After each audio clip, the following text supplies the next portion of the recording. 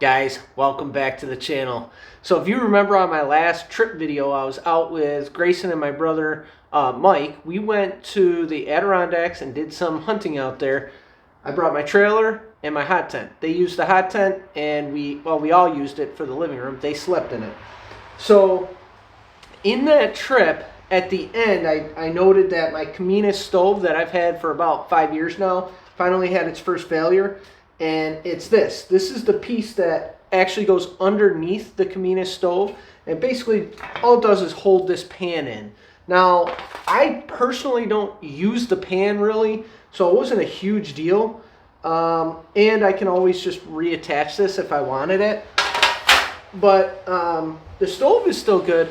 However, I did reach out to RBM and ask them, if there was a warranty thing or what I could do. And then I also noted on their website when I was checking it out that they re-engineered this a little bit. They have all these new updates. So I told them, I said, hey, can I get one of the new ones? I've been using your stuff. I bought everything brand new, paid full price for it originally. And but I would like the updated stove if possible. And I was thinking maybe they'd give me a discount or something like that. They checked out the channel and said, no, we can send you the new one, especially since you had a failure on your last one. So it was like, sweet. So they sent me the new one, and I'm super pumped. I can't wait to show you this thing. I don't know how they made my favorite stove better, but they did. Let's check it out.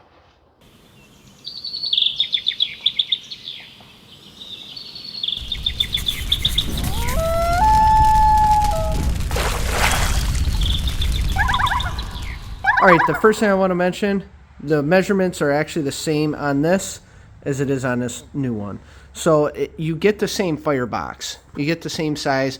You get the same pipe size. All right, one of the big things that I want to point out is inside here, you get, this is the old one. Inside of the old one, you get these. And these are your legs. And you have to turn this upside down, put the legs in there, and screw it on.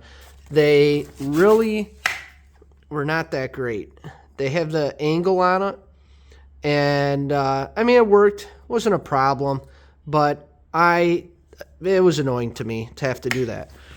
This is my favorite thing so far is that, look at this. They have these awesome hinges on it now, and what you can do is you actually pull this. It comes around like that, hits that corner, and all of these legs swing in and then swing out to deploy. The wood stove door is completely different on this design. Let's start off with the old design here.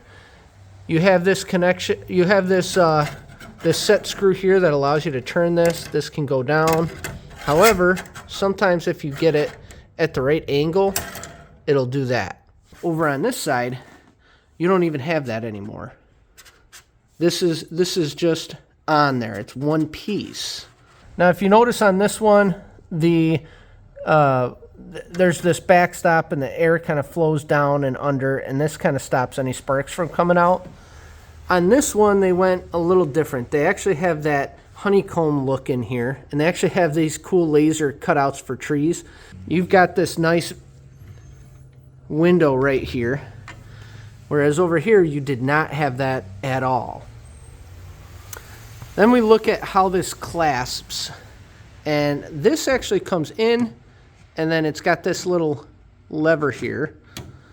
This one, you grab it here, and it goes down like that. Now look, this actually would get real hot. Yeah, whereas on this side we have this coil here, and what's nice about that is this little metal coil will hopefully allow me to use this without needing to have gloves on. We'll see. We'll check that out, but that'll be nice. All right, if we move to opening these up, you can tell that the doors actually have way bigger opening on this side versus this side.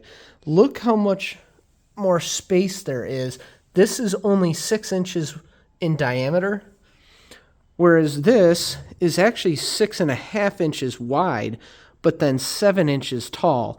And that helps out on a couple things. One is getting the ash out will be a lot easier on this side. And then two, One of the big advantages to having this stove is that it's actually long enough for full size logs.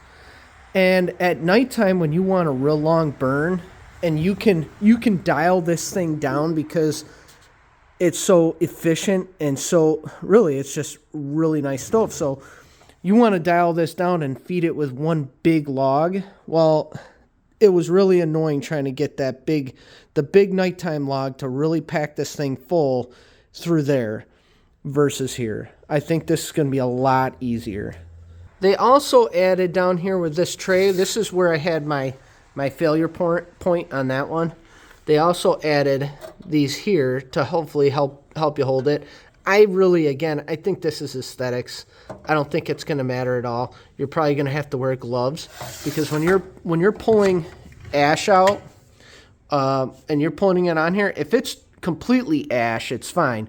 But if it's coals, this material is usually pretty thin, and you'll feel it. So at the last day of the trip, I would always have a decent amount of coals in here left over from the night before. And usually I leave in the morning, maybe after a little bit of breakfast. So this thing's got hot coals, so I'd have to scoop it out. Well, it's a lot easier to do that when you have a bucket versus this. It just is. All right, now what you're looking at is that connection point for that tray. And they use those same spot welds for that. So it's the exact same as the other one. I have a feeling if people have a failure, it's going to be with that same piece on this one. So I don't think it'll change anything with that. However, like I said, I don't use it, and it's not a big deal for me personally. So, all right, for this next part, we got to first talk about this baffle. When you have this thing fired up, you've got air coming in here, feeding the fire, and then your exhaust actually goes out this way, around, and then up. All right, it doesn't go directly up. However, with that said, to start in this, they've got these two little holes down there, if you see that, and that allows it to get enough air and enough movement to hopefully get a good draw when you're starting it up. Now on this one, you have that same baffle design, but you've got a much more substantial air duct there. Now I don't know if that's going to change anything. I will have to use it to see if that adds more, because really what this baffle does is when air's coming through here and coming up, it's burning everything up. You're making sure that there's no particulates that are going to go through and up. So this baffle also gives you that extra chamber of heat. It just takes longer for that air to escape. So I don't know if that's going to change a whole lot with this being so much more substantial there. We'll have to see with testing. All right, let's talk about the stovepipes real quick here. So you get the same amount of stovepipes. You get 1, 2, 3, 4, and 5. And you get the same in here, except on this one of your stovepipes is actually used as your stove cap. This one comes with a separate stove cap. Now, it's got some positive and negatives to this, okay? Transport-wise, you got to take that off and transport it either like that.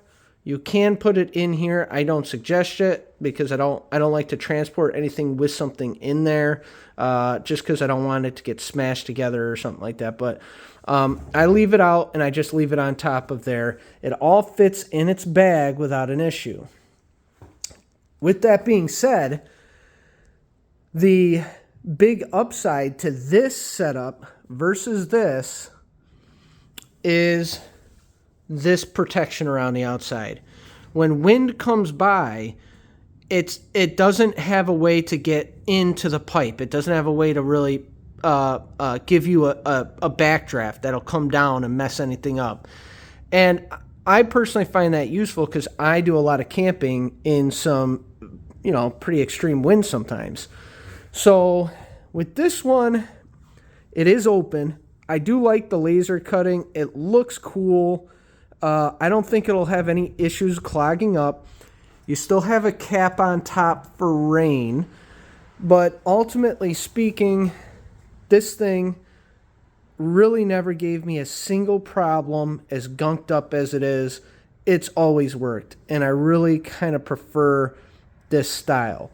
I think they made the change because people may have complained that they lost that, or it doesn't store all together nice and neat. And I think they wanted a nice, compact, easy solution here, so they made this your cap.